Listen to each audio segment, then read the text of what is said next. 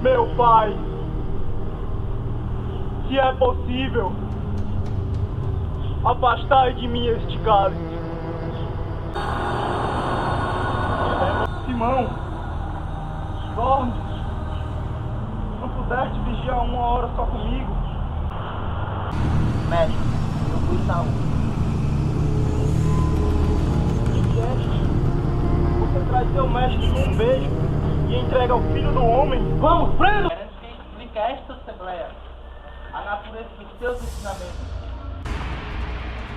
Por que me interrogue? Interrogue aqueles que me ouviram. É assim que tu responde a teu sumo sacerdote? A que nos diga se tu és o Cristo, Filho do Deus Altíssimo. Sim, eu sou. És tu o rei dos judeus? Teu reino não é daqui. És tu que cura os leprosos? Fazes os conchos andarem? Então transforma isto em ouro para mim. Morte a Jesus! Solte Barrabás! Morte a Jesus! Barrabás! Sai o chicote aqui! Toma, rei dos judeus! Toma! Mostra tua força! Toda a majestade precisa da coroa! Traga minha coroa! Vamos, rei dos vermes! Toma tua coroa, rei dos judeus! Salve! Não sabes que eu tenho poder para te crucificar ou te soltar?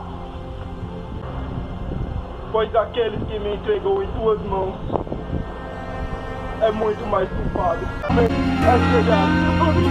Vamos, tira essa louca daqui! Vamos!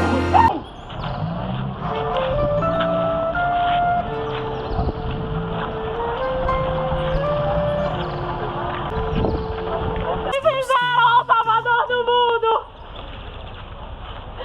Deixar que ele enxugue a vossa face com este pano. Tira a louca daqui! Vamos! Nessa hora dessa cruz, nós creremos em ti.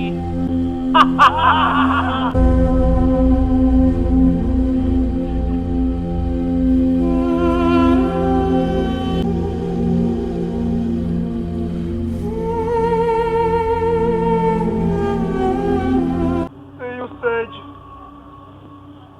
Não ouvem! Meu filho tem sede. Toma, rei. Tudo